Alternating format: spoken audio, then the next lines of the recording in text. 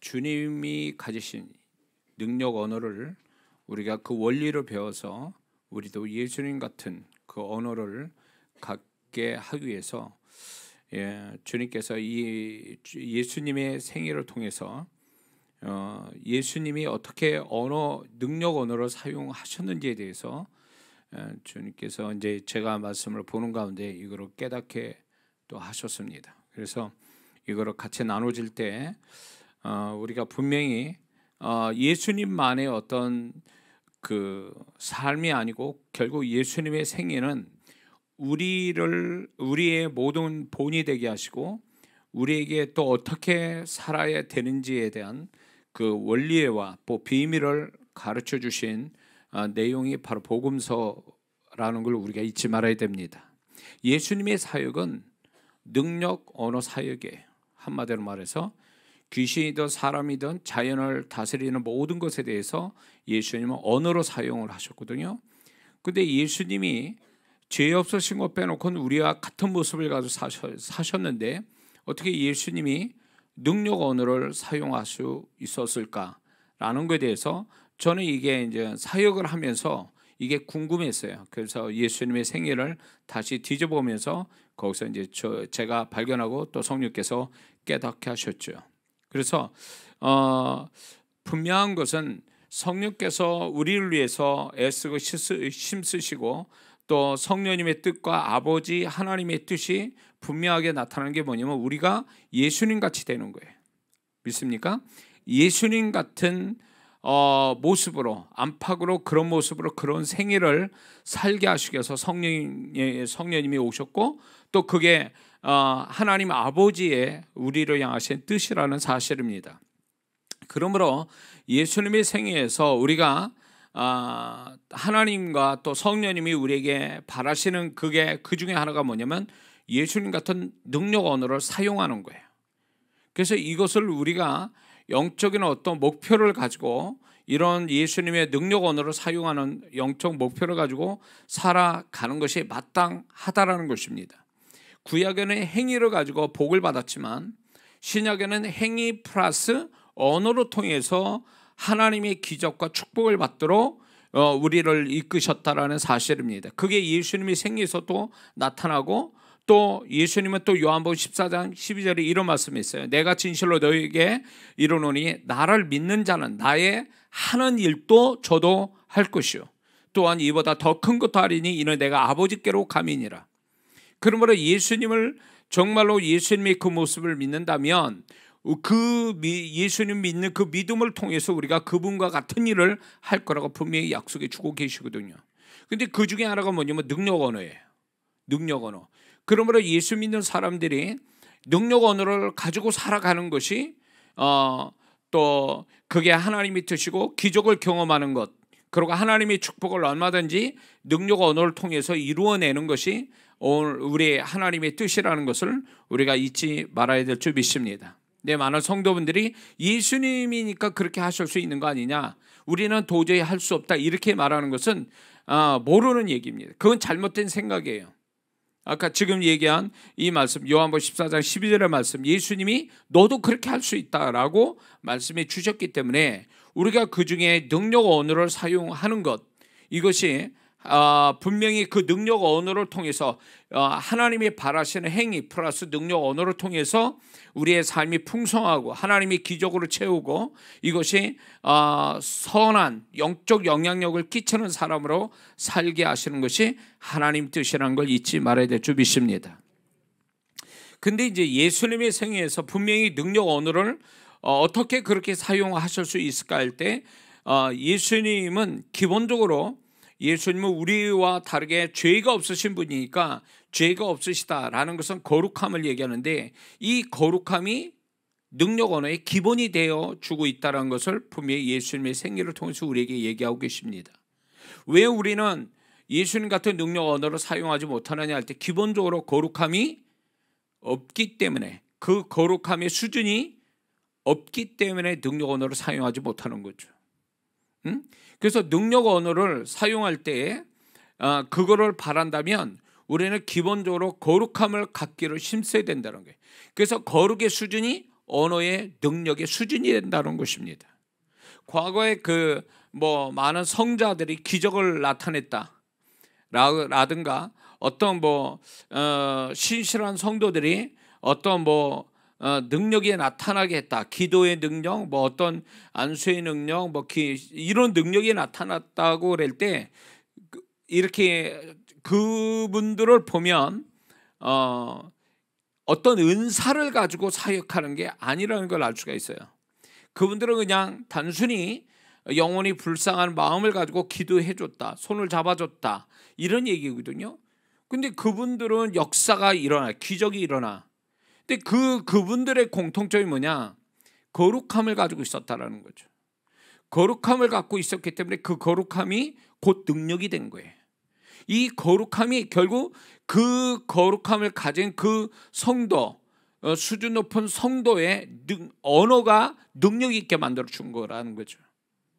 그러므로 오늘날에도 동일해요. 아무리 은사가 뛰어나도 거룩함을 가진 자를 뛰어넘지를 못합니다. 은사는요, 하나님이 은대로 주시는 그 영적인 어떤 선물인데, 이 영적인 선물은요, 거룩함과 상관없이 주시는 거예요.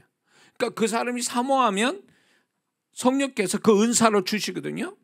은사로 주시는데 그 은사를 이렇게 주시지만 선하고 악하고 거룩하고 거룩하지 않은 거에 따라서 은사를 주시기도 하고 안 주시고 그런 뜻이 아니거든요. 은사는요, 누구나 사모하면 받게 돼 있어요. 구원을 받았으니 은사도 쉽게 주세요. 제 사역에서 보면 방언 같은 건 30초면 그냥 방언이 열리고, 은사를 임파테이션 하면 은사가 다 열리게 돼 있어요.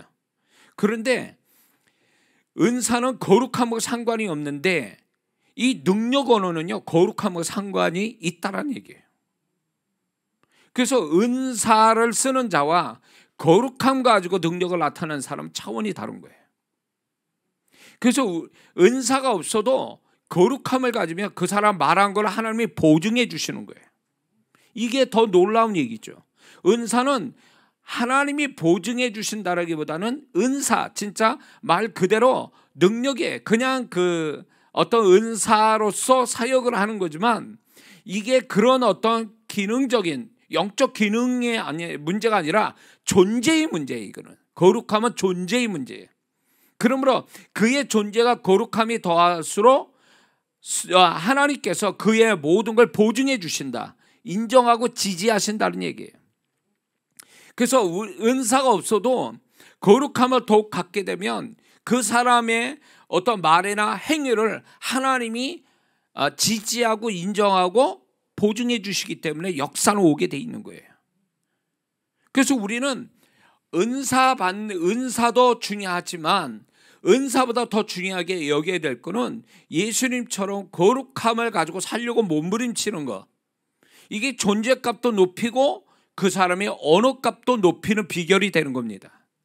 그러므로 우리가 거룩함을 예수님같이 태생적으로 거룩함을 갖지는 못하지만 우리가 계속적으로 회개하며 살아가는 것, 죄를 인정하고 회개하며 사는 것이 결국 거룩함을 수준을 높이는 비결이 되는 거예요.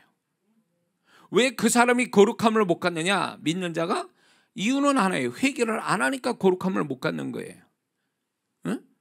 회개를 안 하고 계속 그 죄를 덮어쓰기로 계속 쓰이고, 이제 보는 사람 없고 자기가 기억 안 나면 그 죄는 없어져서 자기는 여전히 그 수준의 사람이라고 생각하지만 하나님은 다 계산하고 있는 거죠. 다 알고 계시고 기억 못한데도 그 죄는 여전히 있는 거고. 그러니까 이게 회개를 안 하니까 거룩함이 없어서 존재값도 떨어지고, 존재값 떨어지니까 언어값도 떨어지는 거죠. 그래서 예수 믿는 사람은 무엇보다도 기본이 거룩함이에요. 거룩함을 갖는 것이 모든 하나님의 축복, 모든 그 존재값의 수준을 높이는 기본이 되어준다는 거죠. 그래서 어느 때보다도 우리는 회개를 잘하는 성도가 되어야 돼요. 그러기 위해서는 성령께서 계속 우리를 지적하겠죠. 양심이 지적하고 성령께서 지적하고 말씀이 지적하고, 임재, 성령의 임재를 통해서 우리 죄를 알게 한단 말이에요.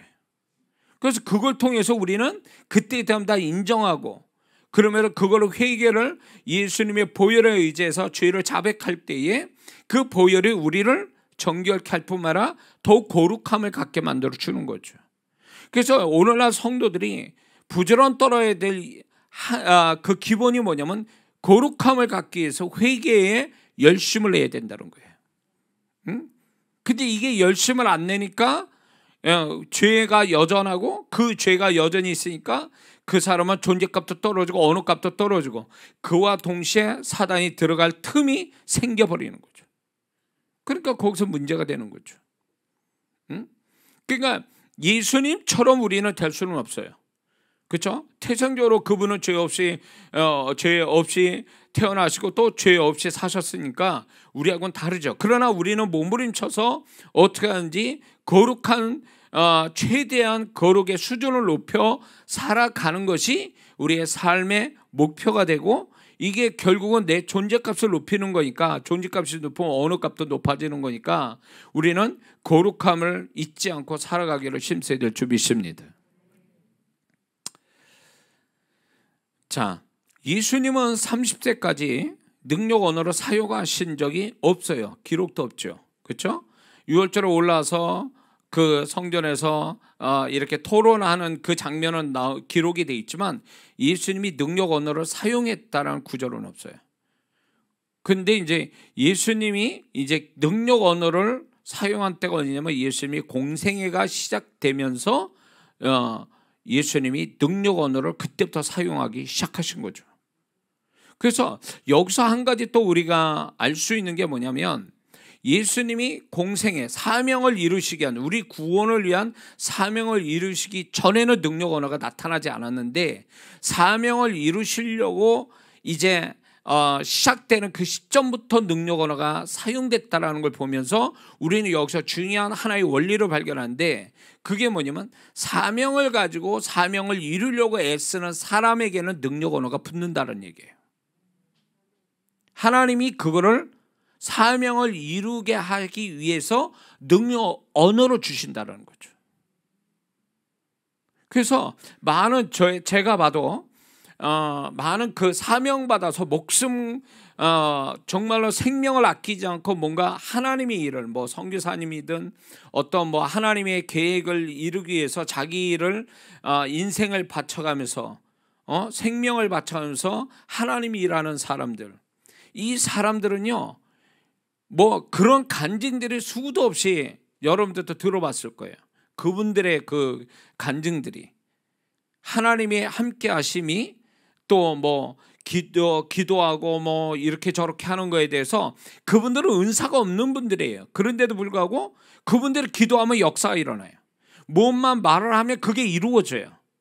뭘까요? 사명, 하나님을 기쁘시게 하는 사명을 이루려고 애쓰니까 하나님이 보증해 주는 거예요. 그분들의 언어를요. 왜냐하면 그 마음의 중심이 깨끗하고 하나님의 뜻을 이루기 위해서 자기의 모든 걸 헌신하는 사람이니까 하나님이 그 언어를 안 지켜줄 수가 없는 거죠.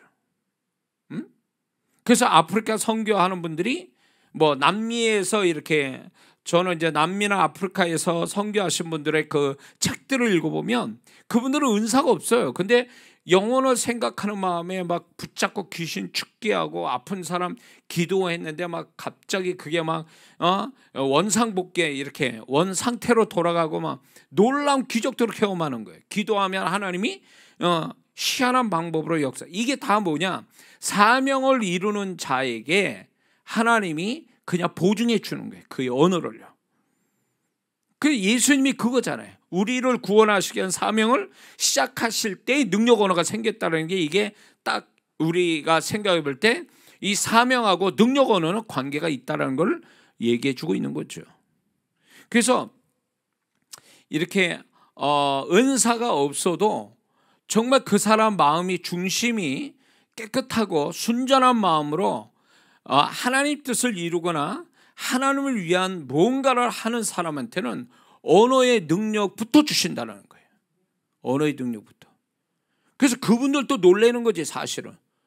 그냥 나는 말만 했을 뿐이고, 나는 단지 기도만 했을 뿐이고, 난 단지 그 영혼을 붙들어서 얘기만 했을 뿐인데 역사가 막 일어나. 굉장한 거죠. 응? 하나님이 그 입술을 보증해 주시는 거죠. 우리는 그렇게 살아야 되거든요. 말을 엄청 많이 했는데 하나님이 인정해 줄 말이 없다. 하나님이 믿어주시지 않는다. 심지어는 제가 이렇게 경험한 건데, 어느 분이 딱 무슨 얘기를 해요. 본인이 뭐 나름대로 무슨 하나님을 위해서 무슨 말을 한다 그러는데 내 안에서 뭐라 하는 줄 알아요? 거짓말. 딱. 근데 그게 주님의 음성이었어요. 나중에 알고 보니까 정말 그분이 말해놓고 안 하더라고요. 거짓말이 증명이 된 거죠. 그러니까 베드로의 고백이에요. 최후의 만찬에서 베드로가 주님께 말한 그 고백이에요. 그런 말, 몇 시간 지나면 바로 뒤집어져 가지고 거짓말로 증명될 수밖에 없는 그런 말들을 막 쏟아낼 때, 하나님은요 그 사람의 말이 진실되냐, 그 말이 논리적이냐 합리적이냐를 보는 게 아니에요. 그 말의 중심이 정말로 하나님이 인정할 만한 중심이냐라는 걸 보고 그 말을 보증하실 거냐, 신뢰해 주실 거냐, 그게 이제 거기서 결판이 나는 거거든요. 그러니까 말을 잘한다, 예수 믿는 사람이 말을 잘한다는 얘기는요, 말을 조리 있게 논리적으로 잘한다는 뜻이 아니에요. 결국 이 예수 믿는 사람은 말을 잘한다는 건 하나님이 보증해 주는 말을 하냐 그거예요. 하나님이 인정해. 쟤는 말하면 그래 내가 믿어줘, 이렇게 말하는 그 말을 하느냐 그 얘기예요. 응? 성경에 나온 인물들도 그렇고 하나님의 사람들 인물들도 그렇고, 제가 많은 그 하나님의 사역자들에 대한 간증이나 그 책들을 쓴 그 책들을 보면 그분들은 기도 많이 안 해요. 기도 많이 안 했음에도 불구하고 자기의 마음, 온 마음을 다하고 자기의 삶을 걸고 하나님 내가 이렇게 하겠습니다, 이렇게 제가 이렇게 하겠습니다라고 말하면 하나님이 그 말을 믿어주시는, 간단하게 말했는데도 그 말을 믿어주셔서 그 다음 날부터 그 사람 생애가 달라지는 거예요. 삶이 달라져요.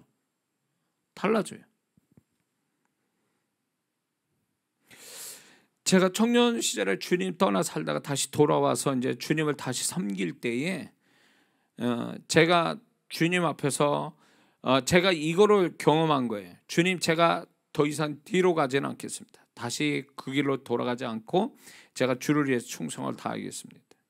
그러니까 내 앞길을 책임져 주세요. 근데 주님께서 제 말을 믿어주셨어요. 그리고 저는 내가 말한 그 말을 책임지기 위해서 나는 그 말이 거짓말이 되지 않게 해서 저는 최선을 다했죠. 그리고 이제 주의종이 돼야 되는, 제가 고등학교 2학년 때 서운하고 잊어버렸죠. 잊어버리고 내가 소위 말하면 이제 세상으로 가버린 청년이 된 거죠. 그러다 주님 앞에 다 돌아왔는데 그때는 이제 주의종이 되겠다라는 고백을 못 하겠는 거예요. 자신도 없고 그 길이 어떤 길인지를 아니까 이제 안 가려고 그랬는데 주변의 사람들이 주님의 음성을 저한테 들려주시는 거예요. 응?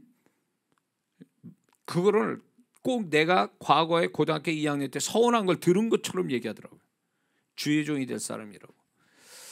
그래서 이 부분 가지고 주님 앞에 지금도 있잖아요. 이 추운 겨울에 남의 교회 그 한밤중에 교육관에서, 불 꺼진 교육관에서 정말 말 그대로 하나님과 씨름을 한 거예요. 씨름을 하면서 난 못합니다. 제가 주의종 될 자격도 안 되고 못합니다. 그렇게 이제 고백하면서 이제 저는 이제 빠져나갈 구멍을 갖고 있었고, 제가 장로로서 제가 하나님을 평생 섬기겠습니다. 그러니까 주님께서 이런 얘기를 저한테 그때 하셨어요. 네가 장로로서 충성되게 해도 나는 그거 인정 안 해준다는 거예요. 그 말이 저한테 무서웠어요. 내 인생이 하나님이 인정을 안 한다는 것은 사나 죽으나 그게 별 차이가 없다는 얘기와 같은 거거든요. 그러니까 인정을 안 해주신다니까 겁이 덜컥 난 거죠. 그러면서 고등학교 2학년 때 서원을 생각하게 하시고 주변에 나에게 얘기했던 이 모든 것들, 그게 예상치 아주 정말 이게 우연 같지 않는 일들이 막 벌어지는 거예요. 제가 이제 너는 주의 종이다. 그런 거에 대해서 부담을 갖고 이제 하나님께 단판을 지으려고 그 밤에 얘기를 했는데 이 추운 겨울에 주님은 그렇게 얘기하시니까 할 말이 없더라고요. 그러니까 주님은 항상 여러 얘기 안 하세요. 그냥 외통수 같은 그냥 한마디에 다 끝내버리시니까 그렇게 얘기를 저한테 이렇게 하시니까 주님 제가 그러면 서운을 갖겠습니다. 제가 그러니 제 인생이 뭐 어떻게 되든 주님께 이제 맡길 테니까 이제 제가 서운을 갚겠다고 그러고 그 밤에 결정을 했어요. 주님 앞에 고백을 했어요. 그 다음 날부터 달라지기 시작하는 거예요. 제가 심령이 달라지고 기도할 마음이 생기고 영적 체험이 시작되고 하나님이 제 삶을 이끌어가는 게 너무 눈에 보이는 거예요. 예비하심을 경험하게 되고 이게 너무 놀란 게 내가 그걸 바란 것도 아니에요. 그런데 그분이 내 마음과 내 신앙과 내 삶이 그분이 주권적으로 이루어가는 걸 저는 경험했거든요. 그리고 주의 종이 된 거거든요. 신학교 가서. 그러니까 주님은 내 한마디를 믿어주신 거예요. 내가 주의 종이 되고 서운을 갖겠습니다. 딱 이러는 이 말을 그분은 믿어주신 거예요. 그 믿어주시니까 그 다음부터 그분의 손길이 과거에 경험되지 않는 손길들이 나타나는 거예요. 그래서 저는 이게 경험이 된 사람이기 때문에 주님 앞에서 함부로 말할 것도 아니고 주님 앞에 말할 때는 그 말에 대해서 내가 책임을 질 마음을 가지고 말할 때 그분은 그 말을 인정해 준다.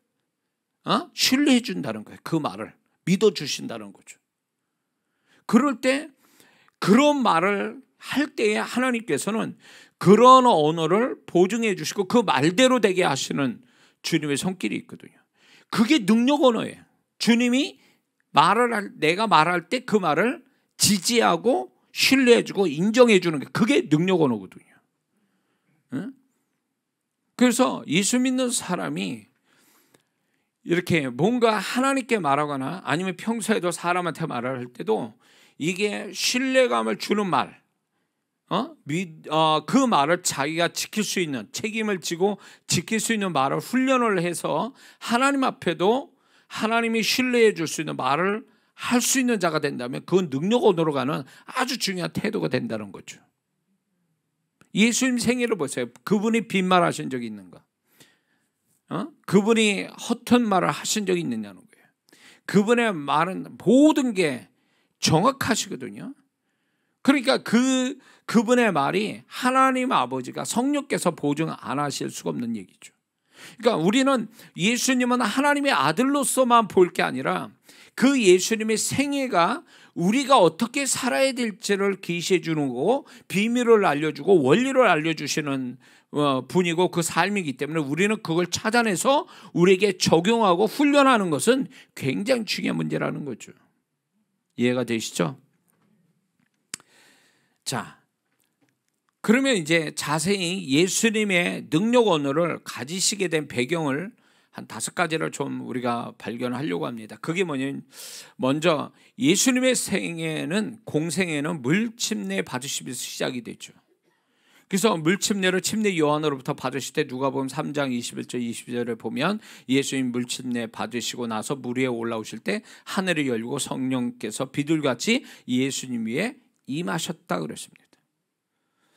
자, 그러므로 그 예수님의 생애 공생애는 영적인 시작이 바로 성령의 임재로 시작했다라는 거죠. 물론 예수님이 성령께서 같이 계셨지만 이제 사역을 위한 성령의 임재가 오시면서 다른 분이 되신 거죠. 이제 그래서 이 특별한 성령의 임재가 이제 물 침례를 통해서 나타났는데 이게 예수님의 능력 언어의 시작이 됐다는 거죠. 그러면 이게 우리하고 무슨 관계냐 할 때 우리도 예수님을 영접하는 순간에 성령께서 우리를 인치시고 우리는 그 구원을 받아서 그 구원받은 그 입술로 구원을 받아서 능력 언어로 쓰는 자로서 회복이 됐다는 거죠. 구원의 원리를 얘기했죠. 입술로 예수님을 고백해서 우리는 구원받았다면 그 입술의 권세가 얼마한지를, 그 입술의 고백을 하나님이 믿어주셨으니까 우리가 구원을 받은 거잖아요. 그렇다면 그 입술이 권세 있는 입술 아니냐 말이에요. 그 말이 아니냐 말이에요. 그게 능력 언어라는 거예요. 능력 언어. 그래서 우리가 구원받을 때 이미 능력 언어로 회복했다라는 거예요. 구원받았다는 얘기가. 이해가 되시죠? 그러므로 1차적으로 우리가 예수님을 영접함으로 인해서 능력 언어가 회복되고 2차로 이제 성령의 임재를 경험하고 방언 기도를, 방언의 은사를 받아 방언 기도할 때 2차적으로 능력 언어가 이게 사용할 수 있는, 능력 언어를 사용할 수 있는 이제 길이 열린 거라는 사실입니다. 이것이 이제 사도행전 2장을 보면 120명 성도들이 성령에 이제 불 받고 그들이 나가면서 또 특히 베드로를 통해서 복음을 전할 때 3,000명씩 회개하고 예수께로 돌아오는 이 능력 언어가 나타나기 시작했잖아요. 방언을 받고 나서. 그러니까 이 방언 기도, 이 방언은 결국 우리의 능력 언어를 활성화시키는 하나님이 주신, 우리에게 주신 선물이라는 거죠. 그래서 방언 기도를 많이 하게 되면 그 사람이 자연히 능력 언어를 사용한다는 거예요. 왜? 그러면 방언 기도가 능력 언어냐라고 할 때 방언은 내 영과 성령이 내 입을 통하여 말하는 거거든요. 말씀하는 거란 말이에요. 그러니 내가 만들어낸 말이 아니라 성령이 내 입을 통해서 말하는 4차원적인 언어, 하나님의 언어니까 이 언어를 많이 쓰니까 자연히 그 사람의 언어가 능력 언어가 될 수밖에 없다는 거죠. 깡패들이 쓰는 아주 무식하고 아주 욕만 나오는 그 언어로 쓰면 그 언어가 얼마나 지저분하고 얼마나 수준 낮은 언어예요. 그러니까 그런 언어를 계속 쓰면 그 사람의 존재값도 떨어지겠죠. 그 언어값도 떨어지고. 근데 그거와 비슷한 원리로 우리가 하나님이 쓰는 언어, 하나님의 말씀하고 싶어하는 것을 내 입술로 말을 하는 거니까 이게 반복해서 말을 하니까 자연히 내 언어 값이 높아지게 되는 거죠. 그게 능력 언어가 되는 거예요. 그래서 방언 기도한다는 게 굉장히 중요한 거죠. 성령의 임재 속에서 방언 기도하는 건 그 사람이 능력 언어를 갖게 되는 비결이라는 것입니다. 할렐루야. 자, 그런데 예수님은 성령의 임재에서 끝나지 않으시고 누가복음 4장 1절을 보면 성령의 충만함을 갖게 되셨다. 성령의 임재가 성령 충만을 가져오게 된 거죠. 근데 이 성령 충만의 의미는 예수님 통해서 두 가지 의미를 가지게 됩니다. 예수님이 말씀하는 성령 충만은 두 가지인데 첫 번째는 성령 충만은 성령이 잡힌 상태를 의미한다는 거죠. 그래서 성령의 이끌림 받는 것을 의미하는 거예요. 성령 충만은 성령이 잡히는 거고 성령의 이끌림 받는 거다라는 게 성령 충만인데 누가복음 4장 1절을 보면 예수님이 성령에 이끌려 광야에 40일 금식하셨다 그랬어요. 그러므로 성령의 충만함이라는 것은 결국 성령이 잡혀 성령의 이끌림 받는 것, 이게 성령 충만이라는 거죠. 그러므로 우리는 성령의 임재를 경험합니다. 마음과 육체를 통해서 성령의 임재를 경험하는데 얕은 임재 가지고는 안 되고 그 임재가 충만으로 가야 된다는 거죠. 성령 충만으로 가면 결국 그게 성령에 잡혀서 성령에 이끌림 받는 거니까 이것이 결국은 우리가 성령이 잡히는 것은 결국 두 번째 의미로는 성령의 능력 충만을 의미한다는 거죠. 예수님께서 성령 충만하고 4장 14절을 보니까 성령의 능력으로 갈릴리로 돌아가시니 이렇게 말씀하시거든요. 그러니까 예수님의 성령 충만은 성령이 이끌림 받고 그 성령 충만은 다시 언어의 능력 충만으로 갈릴리로 다시 돌아가는데 이 성령의 능력 충만은 결국 뭘로 나타나냐면 예수님은 언어로 나타나셨다는 거죠.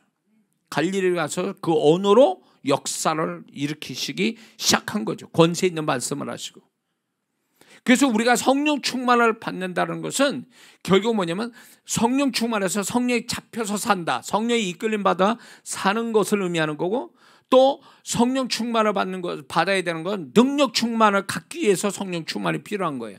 그 능력 충만은 결국 언어 능력을 얘기하는 거죠. 언어 능력을.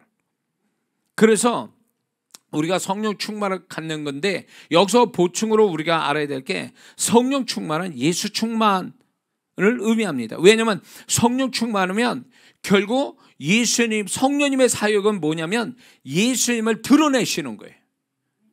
그분의 영광을 드러내는 것이니까, 우리가 성령 충만하다 그러면 그 사람은 결국 무슨 얘기냐면 그 사람의 안팎이 다 예수로 충만하다는 얘기와 같은 거예요. 그래서 나는 성령 충만 받아서 이렇게 말을 했는데 하는 꼬라지 보면 이거 완전히 이상한 사람이라. 응? 그거는 교회에서 문제 일으키고 잘난 척하고, 이건 성령 충만이 아니에요. 이런 사람은요. 자기 충만이지 무슨 성령 충만이야. 성령 충만하면 성령이 잡혀서 살아야 되고, 성령 충만하면 능력 충만이 있어서 그 성령 은사가 없어도 성령 충만 그 자체가 능력을 나타내게 돼 있거든요. 그리고 성령 충만하면 그 사람은 언어가 역사를 하게 돼 있거든요. 성령 충만하면 예수님으로 충만하기 때문에 그 사람의 마음이나 그 사람의 어떤 행위가 예수님 닮는 모습이 나오게 돼 있다는 거죠. 이게 성령 충만인데 우리는 이 성령 충만을 잘못 이해하고 있다는 거죠. 응? 그래서 우리가 기도를 하고 방언기도 하고 이런 것들이 결국 어디까지 가야 되냐면 성령 충만으로 가는 거예요. 성령의 임재, 성령의 임재라는 건 어떤 성령 체험, 이런 성령님의 여러 가지 체험을 하는 게 성령 임재 안에서 있는데, 임재로 끝날 게 아니라 성령 충만으로 가야 된다는 거예요. 근데 많은 성도분들이 이쪽 계통으로 있는 이런 걸 사모하는 성도분들이 영적 체험은 굉장히 자랑을 많이 해요. 내가 이 체험하고 저 체험하고 뭐 이런 경험 저런 경험 했다고 성령에서 그렇게 했는데, 정말로 이 사람이 성령 충만으로 가는 사람이냐 할 때 충만은 없는 거예요. 임재는 있는데, 임재 속에서 체험은 됐는데 충만으로 가지 않는 거예요. 그러니까 은사 체험하고 뭐 영적 체험하는 거 이거 자랑질 하느냐고, 그 사람이 자기 영광을 또 취하는 거예요. 그 성령님이 주신 것 가지고 자랑질하고 있는 거죠. 당신은 그런 체험 안 했지? 나는 이런 체험했어. 당신 이런 능력 경험 안 해봤지? 나 이런 능력 경험해봤어. 이런 식으로 이제 소위 말해서 성령의 임재를 자랑하고 있어요. 응? 성령께서 임재를 주셔서 영적 체험하는 것은 지나가는 과정이 지나지 않아요. 과정일 뿐이에요. 그게 목표도 아니고 끝이 아니에요. 성령의 임재는 결국 충만으로 가서 성령에 잡혀서 성령의 사람이 되고 예수님의 사람이 되게 하는 것, 이게 충만의 목적인데, 충만으로 가지 않는 채 얕은 임재의 임재 속에 있어서 그 체험하는 걸로 거기서 머물며 그거로 만족해하는 성도들이 너무너무 많이 발견했어요. 저는. 그래서 은사 체험해서 뭐 어쩌자고, 은사가 나오면 뭐하냐고, 인격이 안 되고 거기에 주님이 없는데 그 마음에, 그리고 지 멋대로 은사로 쓰고 말이에요. 그게 충만입니까? 그게 성령님이 그렇게 하라고 은사로 주셨겠냐 그 얘기예요. 응? 여기 영사로 참여하는 잘 들으세요. 사역자분들. 임재에서 오는 영적 체험 자랑하지 말란 말이에요. 응? 성령께서 그런 임재 속에서 영적 체험하라고 그 임재를 주신 게 아니란 말이에요. 결국 그 임재는 성령 충만으로, 성령 임재가 성령 충만으로 가게 다리 역할을 해주는 거거든요. 그래서 성령에 잡혀서 나는 없고 성령에 이끌려서 생각하고 말하고 행동하는 것, 그래서 그것이 결국 예수님을 드러내는 것, 이게 성령님이 우리에게 충만해지려고 하시는 이유가 여기 있는 거죠. 근데 이거를 목표로 해서 성령 충만을 가지려고 기도하는 사람이 아닌 거예요. 기도해서 체험했고 응답받는 걸로만 만족해 하니까 이 사람이 정말로 성령 충만해서 주님을 드러내는 사람, 주님의 뜻을 이루는 사람, 예수님은 사명을 이루셨잖아요. 성령 충만하여 성령의 능력을 가지고 아버지의 뜻을 이루고 아버지의 일을 하시고 아버지의 계획을 성취하신 분이잖아요. 결국 그 성령님은 우리에게도 같이 동일한 성령님이 역사하는데, 그러면 그 성령님이 우리 안에서 뭘 어떻게 하실 것 같아요? 아버지의 뜻을 이루고 주님의 뜻을 이루기 위해서 성령이 우리에게 충만하게 하는데 우리는 그 충만으로 가고 싶어하는 마음이 없다, 그 얘기예요. 그러니까 성령님을 소위 말하면 장난감처럼 생각하는 거예요. 영적 체험을. 응? 그거 가지고 은사 나온 거 가지고 자랑질하고 말이에요. 교회 분열시키고 말이에요.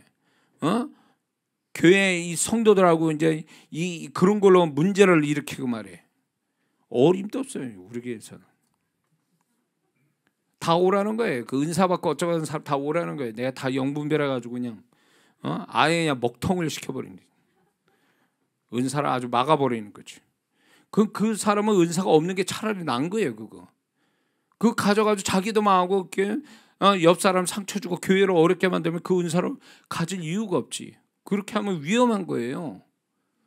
그러라고 은사를 주시고 능력 주신 게 아니거든요. 은사는 모든 게 교회의 덕을 세우고 자기의 어떤 영혼을 세우고 교회의 덕을 세우기 위해서 은사를 주신 거거든요. 근데 은사가 목표가 아닌 거예요. 우리는 성령님이 은사를 주지만 은사가 목표가 아니라 성령님의 요한복음 말씀처럼 예수 그리스도를 그분의 영광을 드러내기 위해서 사역하기 위해서 오신 거거든요. 그게 그분의 최종적인 사역이란 말이에요. 그거를 이루기 위해서 우리에게 충만으로 가게 만드시는데 왜 우리는 그걸 놓쳐가느냐는 거지. 그래서 우리는 근데 성경에 술 취하자 말에 인원에서 방탕함이 성령의 충만을 기준을 어디까지가 충만인가를 계시하지 않아요. 성경에서는요. 하나님의 말씀에 성령 충만이 어디까지가 충만인지를 그 기준점을 말씀하지 않는다는 얘기가 뭔지 아세요? 그 충만은 기준이 없어요. 어떤 그 어느 성까지라는 게 없는 거예요. 그게. 그러니까 결국 에베소서로 돌아가 보면 우리의 성령 충만은 예수 그리스도를 충만히 그분으로 충만한 상태가 성령 충만이라는 걸 계시해 주고 있는 거죠. 그러므로 성령 충만한 자가 예수님으로 충만하지 못하다면 그 사람은 아직 충만이 아닌 거예요. 충만의 가짜 충만일 수도 있고 얕은 충만이 될 수도 있어요. 깊은 충만은요 결국 그 사람과 상관없이 막 주님이 나타나는 거예요. 그 사람이 아닌 것처럼 막 주님이 나타나는 거죠. 우리는 그게 이 땅에서 내가 그런 충만한 가운데 예수님이 드러나는 것이 인간으로서는 최대의 영광인 거예요. 이 썩어져 죄악으로 이 죄를 짓는 이 육체를 통해서 그분이 드러난다, 예수님이 드러난다, 이것만큼 영광스러운 게 어디 있어요? 갈라디아서 2장 20절의 말씀처럼 우리 안에 그리스도가 사신다는데 그리스도가 사신다는 말씀만 있지 그 그리스도가 사신 걸 경험합니까? 여러분들이 경험을 못한 이유로 충만하지 않으니까, 성령으로 충만하지 못하니까 그분이 성령님이 예수님을 우리 안에서 드러내게 하려는데 충만하지 못하니까 그분은 약속의 말씀만 있을 뿐이지 우리 안에서 그냥 숨죽이며 사시는 분으로 존재하고 있는 거죠. 그러니까 우리가 충만한 이유는 우리 안에 그리스도가 충만의 나를 통해서 나타나시게 하는 것. 그래서 내가 아니요 그리스도가 사시게 하고 그리스도의 그분이 원하시는 것들을 다 드러내게, 나의 육체를 통해서 내 생애를 통해서 드러내게 하는 것, 그것이 아버지의 뜻이고 성령님이 사역하신 목적이 되는 거예요. 예수님이 똑같아요. 그 원리로 보면 예수님이 육체로 오신 이유가 뭐예요?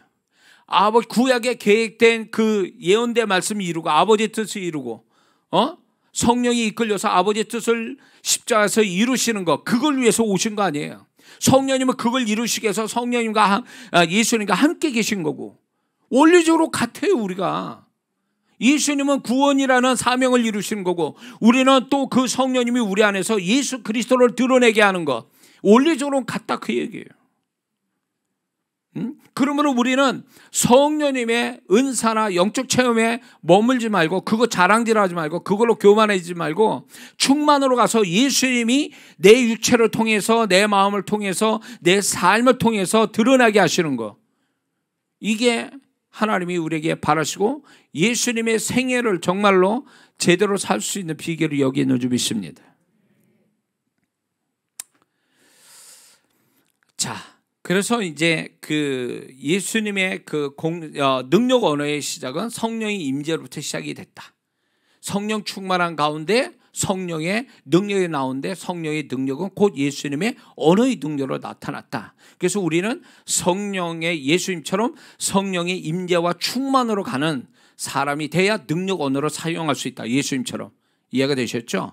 자, 두 번째는 예수님의 능력 언어의 배경은 하나님 아버지의 말씀을 늘 들으시는 데서 시작됐다는 거예요.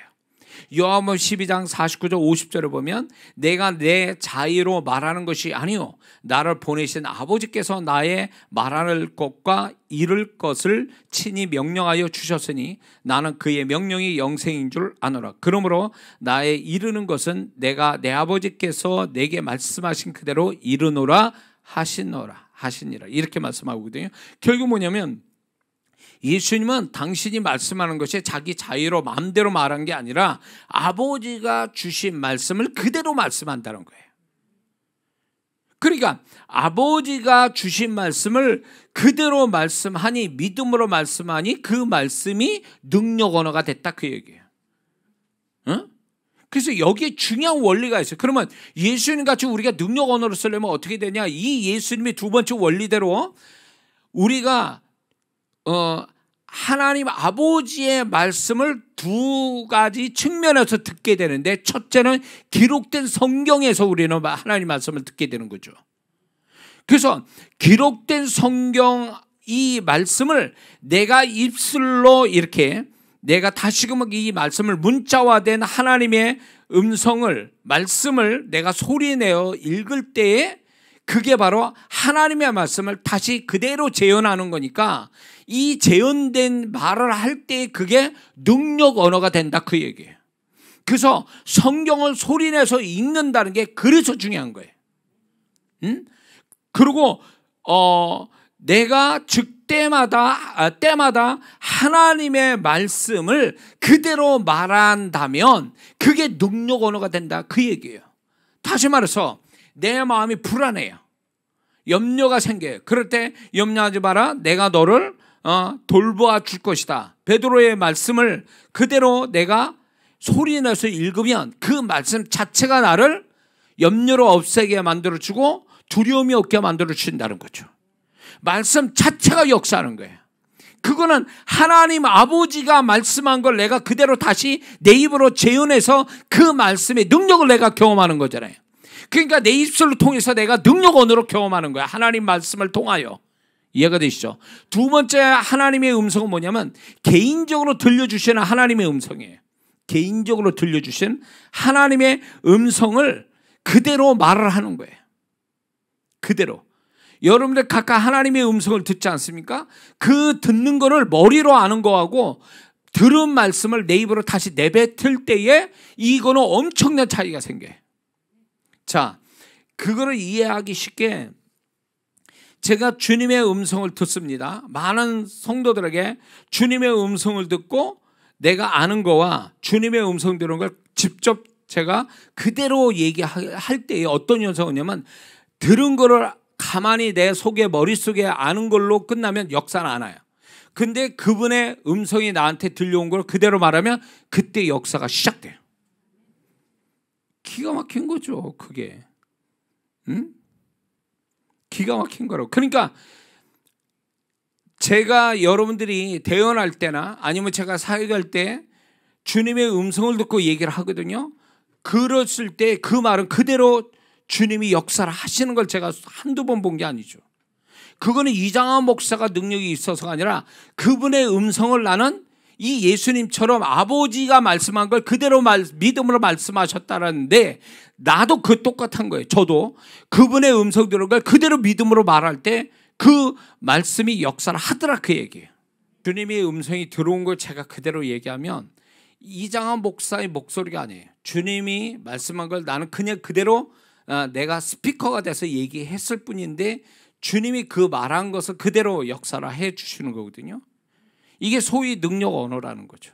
그러니까 예수님이 그렇게 하셨다는 거예요. 예수님 마음대로 말씀한 게 아니라 아버지께 들은 얘기를 그대로 믿음으로 말씀하니까 그 말씀대로 역사가 일어났다 이런 얘기를 하시는 거거든요.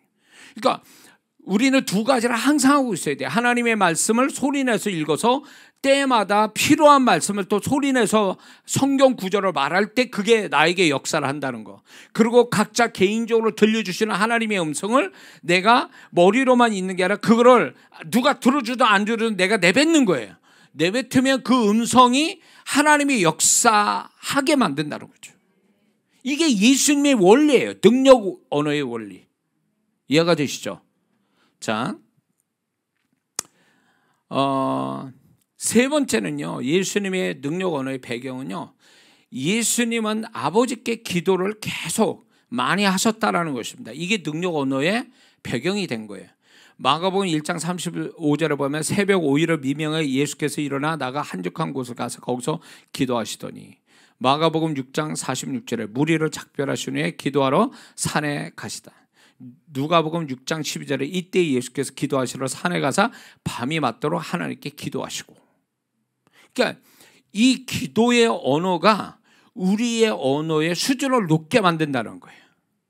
그래서 기도를 왜 하나님 시키는가, 여기에부터 우리는 개념을 좀 분명해야 되는데, 우리 사정을 모르기 때문에, 하나님 내 사정 모르기 때문에 내 사정 아뢰려고 상황 설명하는 게 기도가 아니라는 거예요.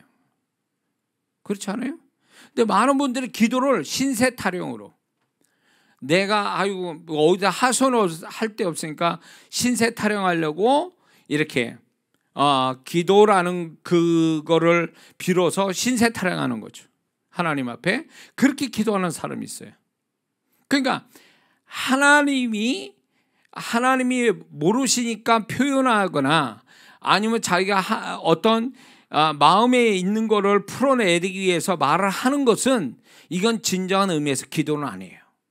기도라는 것은 하나님께서 왜 우리를 기도를 듣고 싶어 하셨냐면, 하나님 앞에 얼마나 우리의 상황에 대해서, 이런 것들에 대해서 믿음으로 그 기도를 통해서 하나님 앞에 믿음의 말을 얼마나 하느냐를 듣고 싶어 하셔서 하나님이 우리를 기도시키는 거지, 상황을 모르기 때문에 기도시키는 게 아니거든요.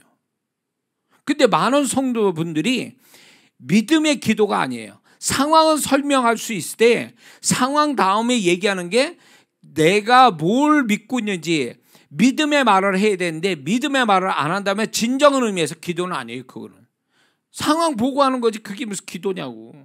그러니까 우리가 믿음의 언어를 써야 되는데, 기도에서 믿음의 언어를 쓰지 않으면 엄격히 말해서 기도는 아니고, 그 기도는 결국 능력 언어가 될 수는 없다라는 거죠. 그렇기 때문에 두 번째, 기도를 할 때 믿음의 언어를 쓸 뿐만 아니라, 두 번째는 기도 속에서 분명히 어떤 문제에 대해서 이렇게 네가 기도했으면 좋겠다라고 하는 하나님이 기도의 어떤 기도를 지도하시고 인도하시거든요. 그러면 그 기도 하나님이 받고 싶어하는 내용대로 기도하는 것이 기도의 능력이 있게 만드는 거고, 그게 언어의 능력을 만들어내는 거거든요.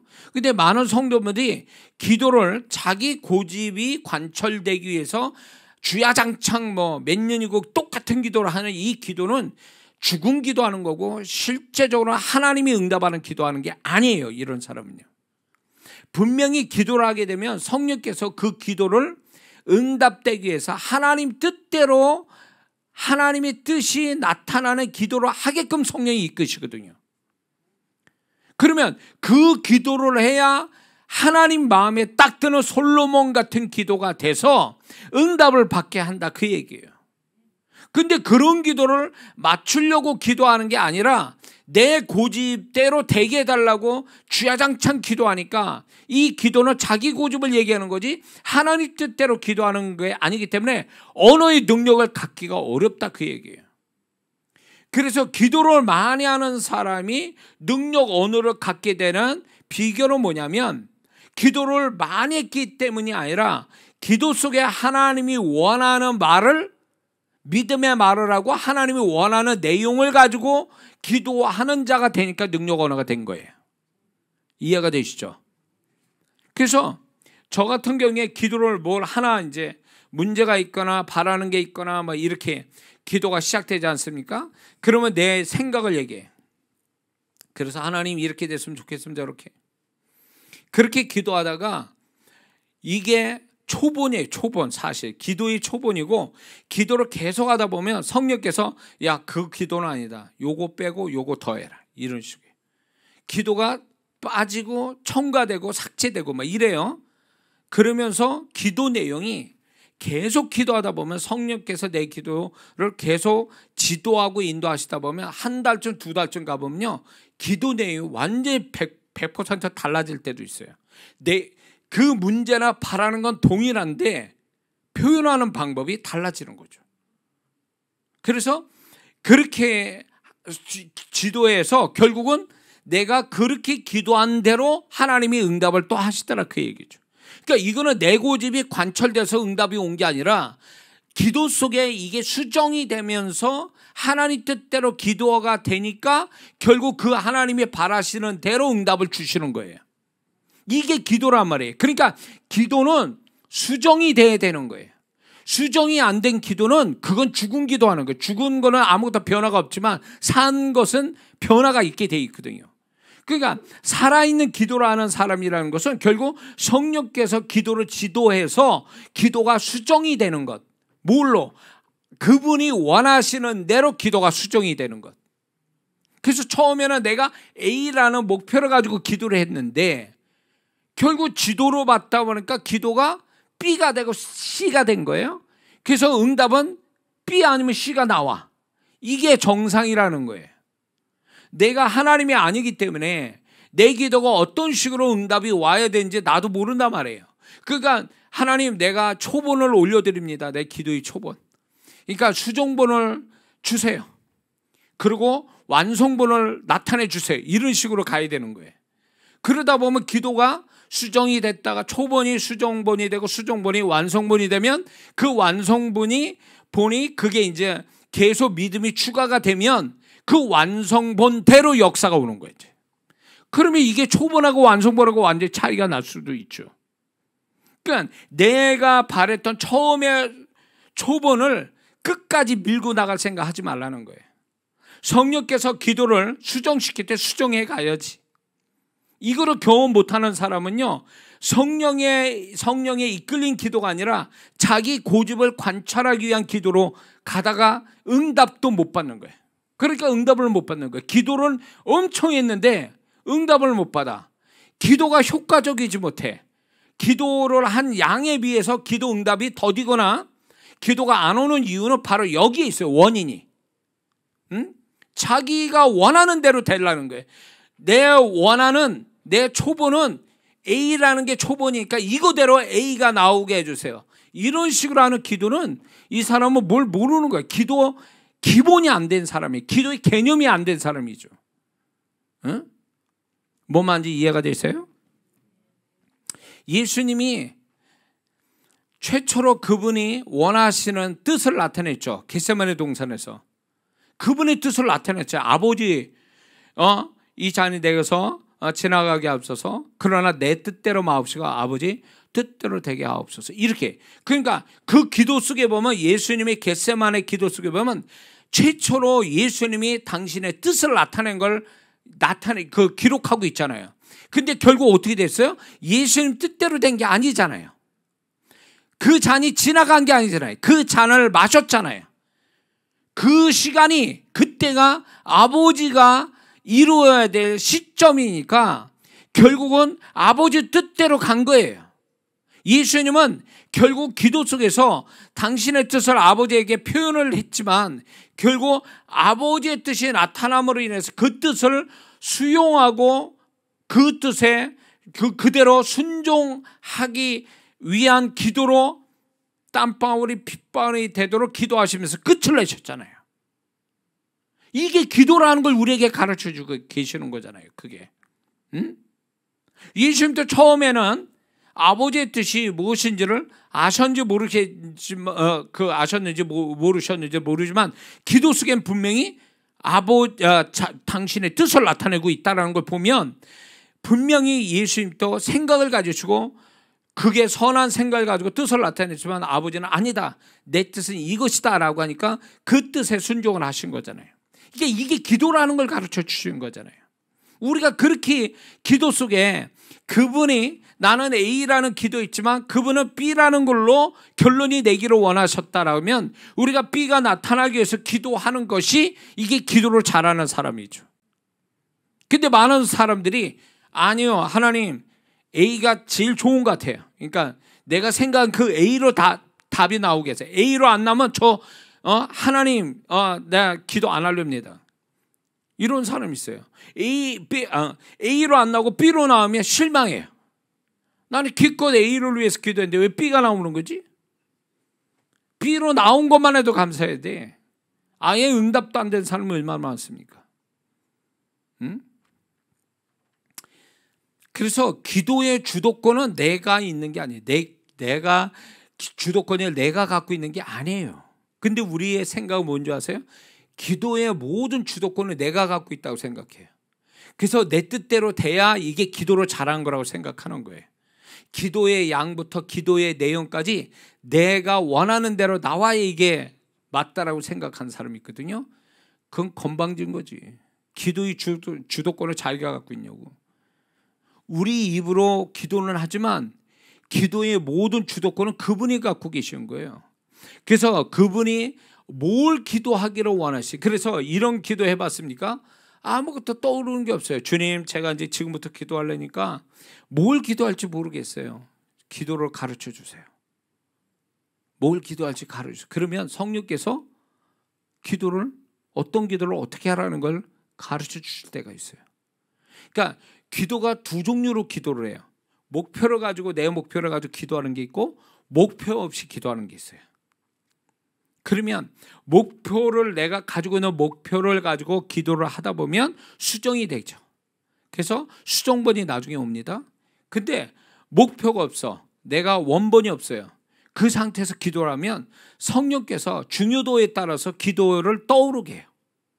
그래서 그거를 기도시키다가 나도 모르는 그 기도를 왜 해야 되는지, 뭘 기도해야 되는지 깊이 들어가요. 그러면 성령께서 그 기도를 정말로 내가 알지도 못했던 아주 전혀 생각지 않는 기도를 계속 시킬 때가 있어요. 그래서 그분이 원하는 기도를 계속 하다 보면 깊게 들어가면 그분의 계시, 예언적 계시도 그때 주시는 거, 환상도 주시고. 아, 이거였구나. 그분이 원하는 기도가 이거였구나. 아, 나 이거로 기도를 안 해봤는데, 나는 생각지도 않았는데, 근데 그분이 이거는 기도해야 할 부분이다 라고 가르쳐 주는 거죠. 기가 막힌 거예요. 응? 그러니까 기도가 좀 그분이 내가 기도할 마음이 있으면 그분이 얼마든지 나를 기도를 자유롭게 주도권을 가지고 나를 기도하도록 끌고 가실 때 내가 그분에게 끌려가면 기도가 너무너무 재밌고 기도가 내 생각과 다르게 또 기도하게 만드시고 그 속에서 하나님이 응답하는 기도를 보증하시는 역사가 기도 속에 나타나요. 그러면 기도를 거기서 이렇게 하나님이 보여준 환상이나 계시를 받잖아요. 그러면 이미 그게 답이 나와 있는 거예요. 기도 속에 그 계시가 그대로 나타나, 현실로. 이게 기도를, 그래서 그분이 기도를요, 내가 그분의 뜻대로 기도하면요, 그분이 야, 기도가 요렇게 나올 거야 미리 계시한다니까요. 그러니까 기도가 재밌는 거지. 그러니까 제가 이제 뭐 집회를 가거나 영혼들에 대해서 기도할 때 벌써 이미 답이 나왔어. 뭐 내가 생각할 것도 없어. 내가 그거를 위해서, 하나님이 이를 위해서 이렇게 기도해 보면 그분이 이미 수치적으로 숫자부터 모든 게 다 결정돼 있는 거예요. 그거를 저한테 통보를 하는 거예요. 그러면 통보를 받으면 어떻게 해야 할 것 같습니까? 제가 주님의 뜻이 이루어지게 해주세요 이렇게밖에 기도 못하는 거예요.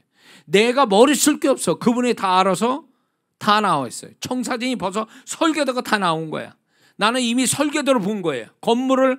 이 설계도를 보면 건물이 어떻게 나올지를 알잖아요. 그러니까 설계도가 나와 있는 상태니까 이제 조만간 현실로 건물을 보게 되는 건 시간 문제에 지나지 않죠. 그러니까 기도 응답을 몇 년 걸려서 몇 달 걸려서 기도 응답을 받는 게 아니라 이미 기도 속에서 응답을 받고 있는 거예요. 그 사람이 기도를 성령이 이끌림 받아서 기도하면 그분은요 우리에게 계시해 주기를 좋아하시거든요. 근데 우리는 기도 속에 계시를 받기를 위해서 그쪽으로 열린 마음을 갖고 있는 게 아니라 내 얘기하느냐고 바빠. 그분 앞에 하나님이 못 알아들으실까 봐 내 얘기하는데 바빠요. 그러다 보니까 자기 기도, 자기 생각하는 대로 기도를 하는 데 열중을 내다 보니까 그게 하나님 뜻하고 맞는지 안 맞는지 이것도 확인이 안 되고, 그리고 또 그분이 그 기도에 대한 이미 계시적인 마음을 우리에게 주려고 하는데 얘가 하도 고집을 펴가지고 지 생각만 지가 말하고 싶은 거 말하니까 이 계시적인 내용이 안 오는 거예요. 그러니까 자기가 이 사람은 기도했다 그걸로 만족하고 위로받는 거예요. 내가 기도 많이 했는데 이걸로 만족해하는 거예요. 실감 납니까? 지금 제 얘기가? 제가 지금 헛소리 하는 거예요? 이렇게 기도 안 하시죠? 기도 잘하고 계시죠? 이게 다 경험한 바예요. 제가 경험한 거예요. 그런데 성령께서 기도를 가르쳐 주신 거, 다시 기도를 가르쳐 주셨어요. 그러면서 이런 기도를 하니까 재밌는 거예요. 그래서 제가 이제 뭘 이렇게 할 때 내가 그분이 이거에 대한 계시가 안 오면요, 기도를 잘못하고 있나 이렇게 생각이 들 정도예요. 기도를 잘못하니까 계시가 없는 거예요. 기도가 정말 그분과 딱 떨어지는 기도가 되면 그분이 계시를 미리 설계도를 미리 주신다니까요. 이걸 한두 번 경험한 게 아니에요. 그래서 저 사람이 뭘 말할지, 무슨 일이 벌어질지 이미 다 나와 있는 거예요 지금. 그리고 나는 그걸 알고 가는 거죠. 그러면 여지없어요. 그게 그대로 현실로 나오는 거죠. 이게 기도의 재미거든요. 그러니까 우리가 이런 기도를 그러면 저만 하는 거냐? 아니요. 이 원리를 알면요 누구나 다 이걸 경험하게 돼 있어요. 근데 너무 기도의 개념을 잘못 잡고 기도를 하다 보니까 죽어라 고생을 하는데 기도에 대한 어떤 결말이 시원찮은 거지. 석연치 않고. 여기에 문제가 있어요. 그래서 제가 이 방언기도도 얘기를 하지만 이 기도에 대한 원리가 너무 성도들이 무지하고 몰라가지고 기도에 공을 들이고 힘을 쓰는데도 결과는 없는 거예요. 그거에 답이 없는 거지. 그러니까 속상한 거예요. 그리고 맥이 빠지고 실망하는 거예요. 이렇게 기도해야 되나? 뭐 이런 식이에요. 그래서 이 기도 속에는 아주 원리가 수학 공식 같은 게 많이 들어와 있거든요. 이거를 분명히 알고 가야 되는데 무대뽀로 기도하는 거예요. 무대뽀로 금식하면 그게 다 되는 줄 알고 있어요. 기도 내용이 뭐냐 말이에요. 하나님께 뭘 기도하고 싶은 거냐고, 하나님이 뭘 기도하게 하시려고 하느냐, 이걸 알아야 되는 게 중요한 건데 내 입장이 중요하고 내 생각이 중요하니까 이걸 어떻게든 하나님께 알려야 된다는 생각에 기도라는 거를 가지고 얘기를 하는데 그게 하나님께 씨알도 안 맥히는 기도를 하고 있는 거지. 응? 주님이 볼 때는 헛소리 하네 이런 소리가 될 수도 있다라는 거죠. 우리가 처음에 기도는 그렇게 할 수도 있어요. 내 생각대로 기도할 수 있어요. 하나님이 그걸 뭐라 하시는 게 아니에요. 그런데 기도를 계속하면서 성령께서 기도를 시켰다면 성령께서 기도 내용도 어떻게 수정하고 그분이 이끌어가기를 원하는데 주도권을 내가 갖고 내 마음대로 내가 말하는 대로만 자꾸 이렇게 하니까 성령님이 이렇게 손을 놔버리는 거예요. 그래 네 마음대로 기도해. 그러면 너한테는 아무것도 없다라는 거예요. 내가 널 어떻게 해줄 수가 없다라는 거예요. 그러니까 기도할 때 벽 보듯이 벽을 보고 기도하듯이 기도한 사람이 있죠. 기도 엄청 하는데 이게 쌍방간에 교류가 일어나서 기도하는 게 아니라 나 혼자 벽을 향해서 기도하는 느낌 받는 사람이 있죠. 그거 기도 잘못하고 있는 거지. 기도는 대화거든요. 내가 무슨 말하면 그분은 분명 나에게 반응을 보이신다고요. 그런 과정에 이제 수정이 오는 거거든요. 그래서 기도는 쌍방간의 어떤 교통이에요. 그래서 내가 이렇게 기도했을 때 성령님은 어떻게, 주님은 어떻게 반응하는지 그거를 좀 여지를 두고 기도를 해야 되거든요. 그러면서 수정이 일어나는 건데 그런 틈을 안 주는 거예요. 왜냐하면 내가 할 말이 많으니까, 내 얘기가 뭐 많고 막 내가 주장을 해야 되니까, 이러니까 기도가 굉장히 힘있게 뭐랄까 열심히 하는데 끝나고 나면 허전해, 공허하고. 그런 느낌 받아봤습니까? 공허하고 허전하고 뭔가 더 맥이 빠져요. 기도하면 좀 힘을 얻고 소망도 생기고 뭐 막 은혜도 되고 뭐 주님의 음성도 들리고 뭐 계시도 오고 막 이래야 되는데 그게 아니야. 기도는 엄청 했는데 끝나고 나면 힘만 빠지고 허전하고 공허하고 뭔지 모르게 개인이 또 맥도 빠지고 막 이렇게 된다면 이 사람 기도 잘못한 거죠. 흐름 잘못 잡은 거예요. 이 얘기 많이 했을 텐데 왜 처음 듣는 얘기 처음 듣는지 모르겠네. 자, 그래서 예수님이 능력 언어 쓰신 거는 기도를 많이 하셨기 때문에 능력 언어다. 네 번째는 예수님은 때를 맞추어 말씀하셨기 때문에 능력 언어를 사용할 수 있었던 거예요. 요한복음 2장에 보면 갈릴리 혼인잔치 나오죠. 갈릴리 가나의 혼인잔치가 나오는데 거기에서 예수님 어머니가 이제 얘기하죠. 포도주가 떨어졌다. 그러니까 여자야 나하고 무슨 상관이니까 내 때 아직 이르지 않았나이다. 그렇게 말씀해요. 그런데 얼마 안 있다가 항아리에 물을 부으라 이래요. 또 예수님이 인간적인 어머니 얘기 듣고 그렇게 하신 게 아니에요. 결국 뭐냐면 예수님은 말씀할 때도요, 그 때를 맞춰 말씀하신 거예요.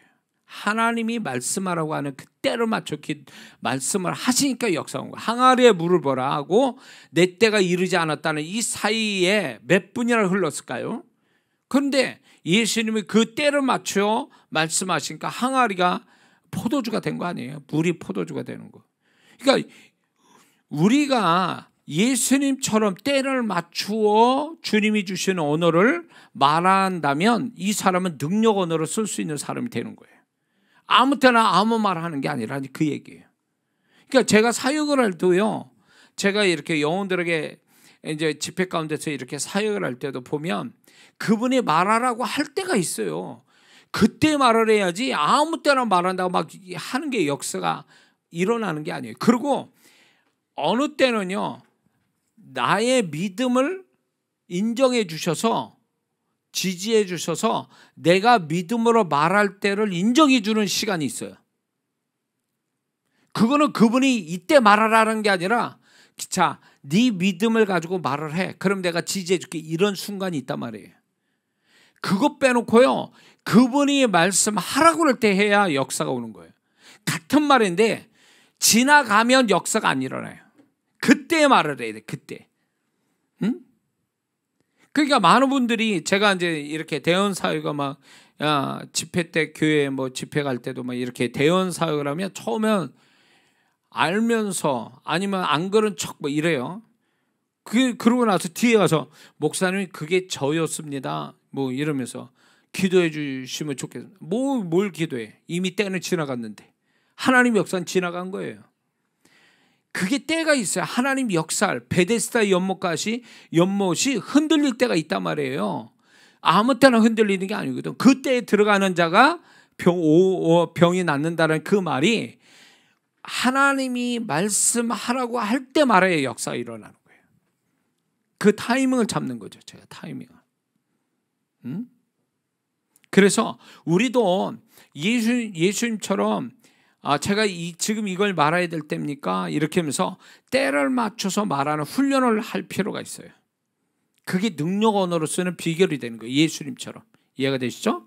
다섯 번째로 마지막, 예수님은 늘 아버지의 기뻐하시니라 하셨기 때문에 능력 언어를 사용할 수 있었던 거예요. 자, 요한복음 8장 29절에 나를 보내신 이가 나와 함께 하시도다. 내가 항상 그의 기뻐하신 일을 행함으로 나를 혼자 두지 아니하셨느니라.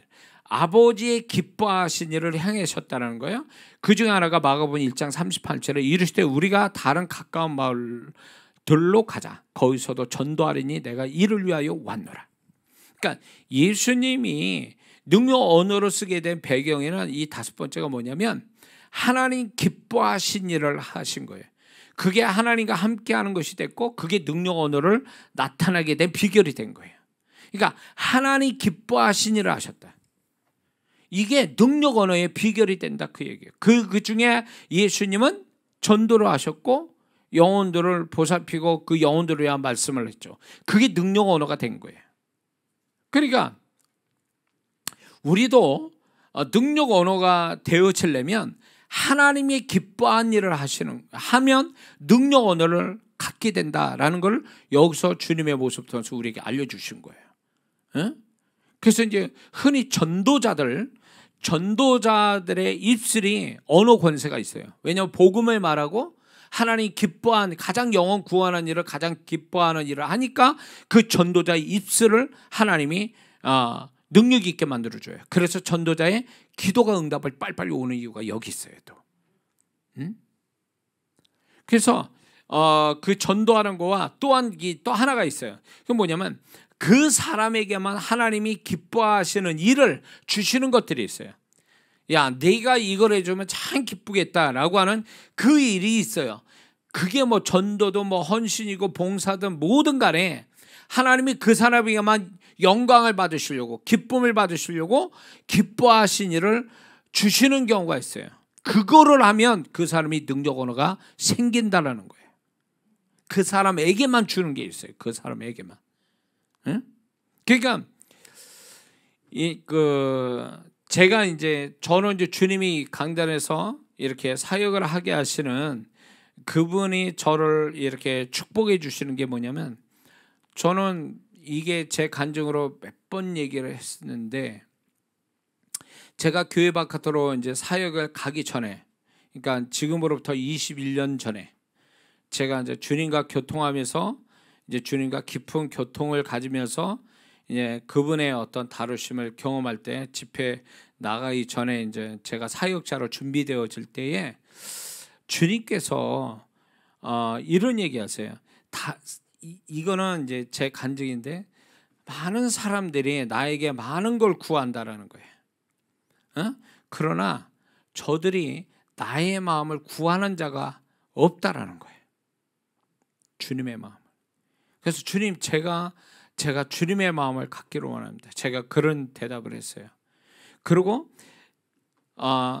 누가 내 마음을 표현하겠느냐라고 하는 주님의 음성을 제가 들었거든요. 그때 제가 그랬어요. 그때 교회 바깥으로 나가지 않을 때 주님 제가 주님의 마음을 제가 표현하는 자가 되기 원합니다. 저를 사용해 주세요. 그 기도를 들으셨어요. 그러고 나서 제가 이제 교회 바깥에 사역이 시작이 됐는데 저도 모르게 주님을 얘기하더라고요. 자꾸 주님의 마음을 표현하고 주님이 이루실 거다. 우리의 이런 저런 거에 대해서 주님은 이렇게 생각하시고 이런 마음을 갖고 계신다는 얘기를 제가 나도 모르게 하게 되고 나중에는 의도적으로 하게 되더라고요. 근데 그게 너무너무 주님이 기뻐하시는 거예요. 이 주님을 얘기할 때가 성령이 가장 임재가 강할 때 제가 주님을 얘기하거든요. 그런 것들에 대해서 주님이 너무너무 마음 시원해 하시는 거예요. 제가 그런 얘기를 할 때. 그래서 제가 지금까지 이런 사역을 할 수 있는 주님이 나를 여기에 세우신 은혜로 주신 그 한 가지가 있다면 그거예요. 주님을 표현하는 거. 주님의 마음을 어떤 식으로도 표현하는 거. 말씀이든 뭘로 있든 주님을 표현하는 이것을 주님이 너무 기뻐하시는 거예요. 그래서 저는 죽을 때까지 강단을 하나님 주신다면 계속 그분을 얘기할 거예요. 제가 경험하고 말씀 속에 있는 그분을 경험하는 걸 계속 얘기해서 주님을 표현해서 주님을 생생하게 만나고 주님의 음성을 듣게 만드는 사역이 저한테 있기 때문에 저는 이거를 계속 할 겁니다. 그럴 때 주님께서 이거를 기뻐하셔서 저에게 이제 그래서 능력 언어로 또 주시고 성령이 말하게 하심이라는 능력도 주셨고 이런저런 거를 저는 주셨다고 좀 확신이 들거든요. 그러니까 각자에 맞게 하나님이 기뻐하신 일들이 있어요. 그거를 피하지 말고 감당하면요. 그 축복이 그러니까 뭐 물질적 축복보다 더 큰 축복이 뭐냐면 언어의 축복이에요. 언어의 능력을 받으면 모든 축복을 다 받을 수 있는 거예요. 만약에 재정의 축복을 받았다. 그건 하나잖아요. 그거 하나, 재정 하나, 단회적인 거잖아요. 그런데 언어의 축복을 받으면 뭐가 아니면 물고기 한 마리 잡는 게 아니라 그물을 갖게 되는 거와 똑같은 거예요. 그것만큼 이 언어의 축복이 대단한 거거든요.